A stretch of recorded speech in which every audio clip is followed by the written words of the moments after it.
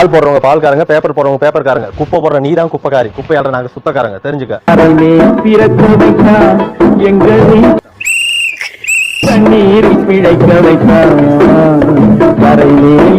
குப்பை யோ குப்பை இந்த குப்பை வண்டி என்ன கூப்பிடுறது கேட்கலையா? நீ வாட்டுக்கு நிக்காம போயிட்டே இருக்க. நீ குப்பை வண்டி தானே கூப்பிட்ட? என்னவா கூப்பிட்ட? எங்களுக்கு பேர் இல்ல, அண்ணனு கூப்பிட்டு இல்ல, சேரன் பேர் சொல்லி கூப்பிட்டா குப்பை வண்டி. ஆள் வரும்போது வரணும், போன முன்னாடி வந்தா அப்படித்தான். நான் வந்து பார்த்தேன், நீ ரொம்ப நேரம் அந்த வீட்டுல நின்றுட்டு இருந்த. ஆமா, அவங்க டீ குடிச்சிட்டு இருக்கும்போது வந்தா டீ கொடுப்பாங்க, அவங்க வீட்டுல பலகாரம் செஞ்சா பலகாரம் கொடுப்பாங்க.